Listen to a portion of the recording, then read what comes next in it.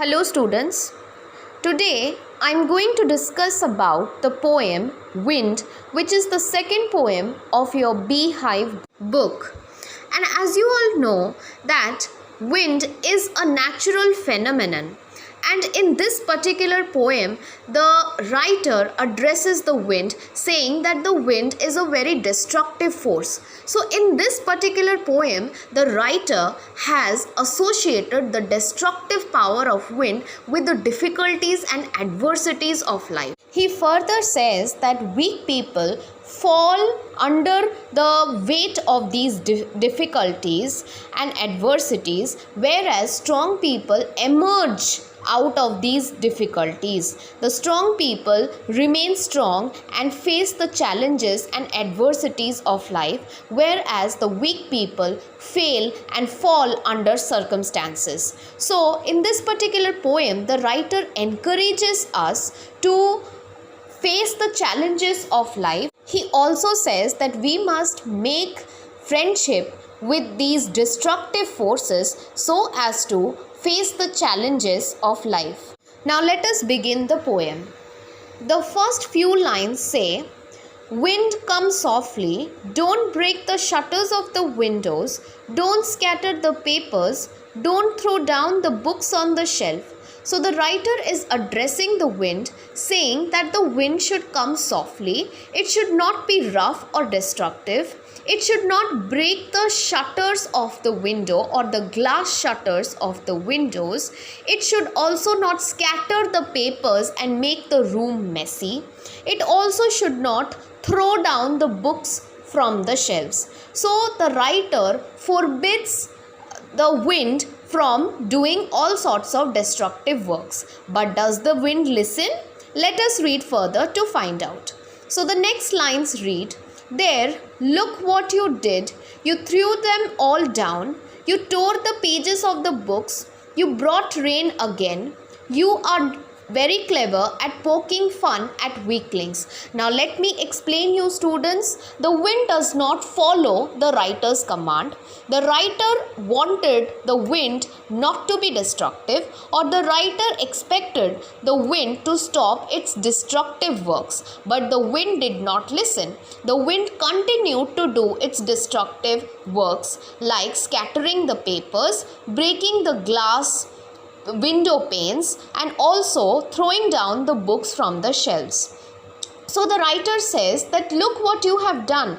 In spite of my warning, you threw down these books, and you also tore the pages of the books. So the wind is associated with destruction. In this particular poem, the wind is referred to as a destructive force which scatters the books, throws down the books, or scatters the paper.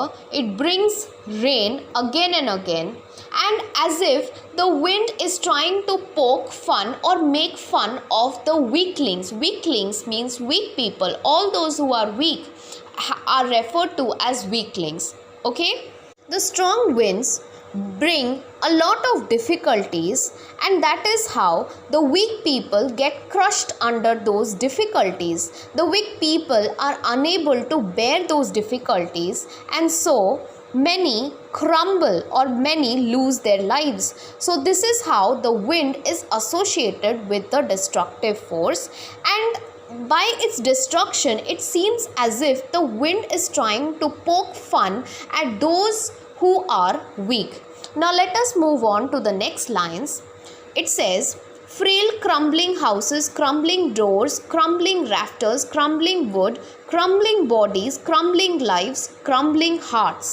Now let me explain you students why the poet repeats the word crumbling over and over again. He repeats the word crumbling many times in order to lay stress that everything crumbles in the face of the strong wind.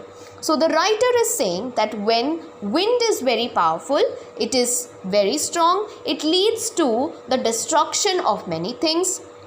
It causes houses to fall or weak houses to fall. It also causes doors to fall.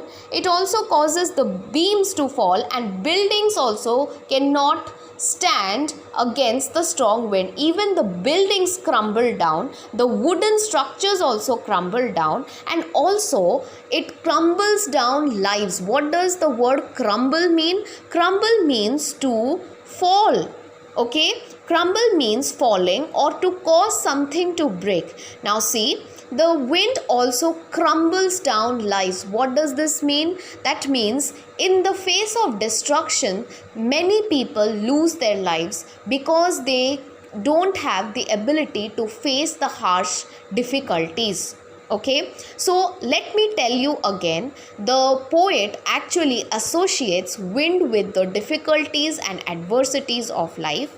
The poet says that those who are weak become crumbled down under the face of difficulty. The poet also mentions about crumbling hearts, which means that when the difficulties and obstacles come in someone's life, their hearts break because they are unable to bear the sorrow caused by those difficulties. So this is what he means by crumbling hearts, and that is how he says that the adversities cause crumbling lives and crumbling hearts. Many people die under the weight of those adversities or difficulties, and many break their hearts or end up breaking their hearts on account of the difficulties. Okay, now the next line says, the wind god winnows and crushes them all. Now let me explain you students. The writer refers to the wind as a wind god, saying that just like the wind acts as a winnower, separating the grain from the chaff, similarly the destructive powers or the adversities separate the strong people from the weak people. Now let me explain you students. In case of grain and chaff is light, so it gets carried away and separated from the grain, which is very heavy. Grain is heavy, chaff is light. So when the winnower shakes his winnowing shovel in the wind, what happens? The chaff from the grains get separated and fall in another place, whereas the grains gather in another place. Okay, so the wind helps to separate the grains from the chaff.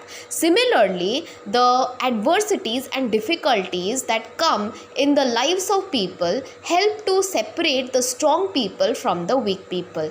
And you must be wondering how? It is during adversities or problems that a man's true strength is judged. If a man emerges out strong from the difficulties, then definitely he is a strong man. And if he loses his heart or breaks his heart or becomes upset and gives up his work, then he is a weak person. Now let us move on to the next line. It says that he won't do what you tell him.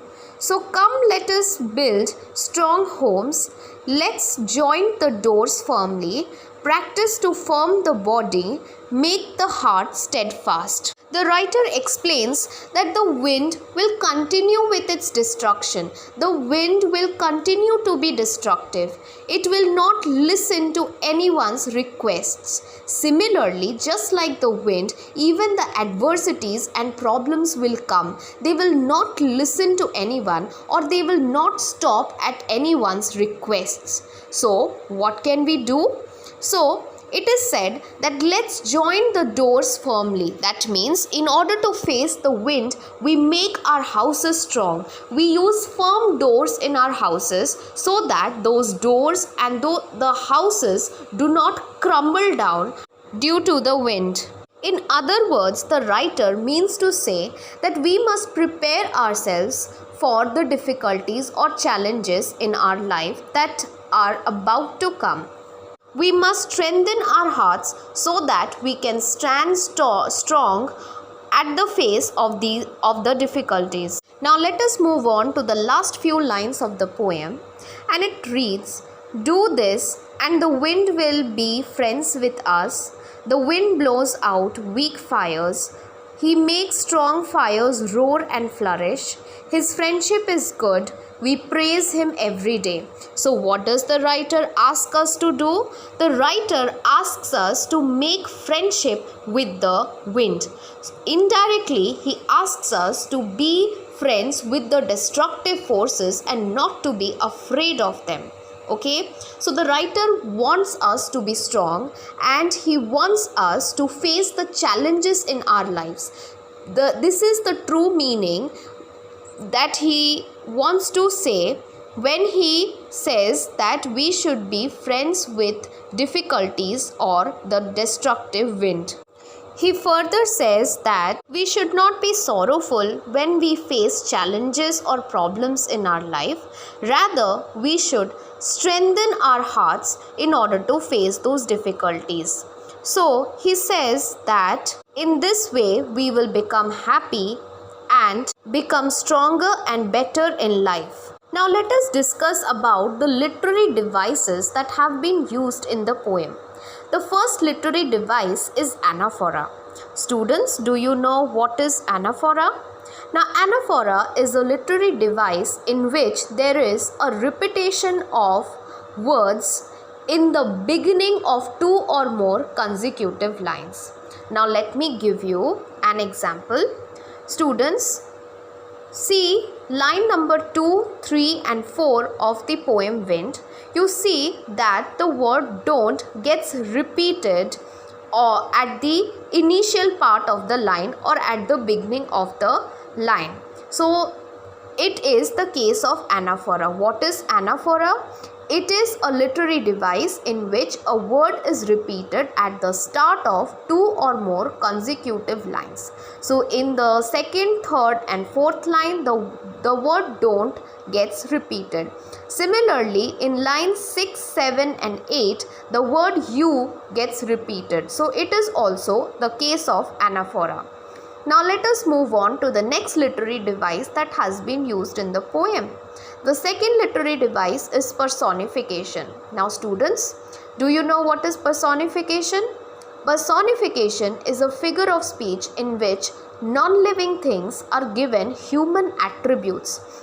Now students, if you observe the poem or if you read the poem properly, you will understand that the poet refers to the wind as a person.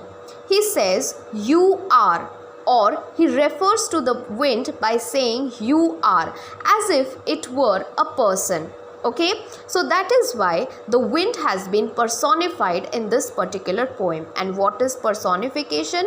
It is a figure of speech in which non-living objects are given human qualities. Now, the next figure of speech is alliteration. Alliteration means the repetition of speech sound in the sequence of nearby words. Now students, look at the words wind winnows. The W sound is repeated in a sequence, so it is the case of alliteration. Then the next example is won't want. So W sound is again repeated in a sequence and hence it is the case of alliteration. So that's all for today. Thank you.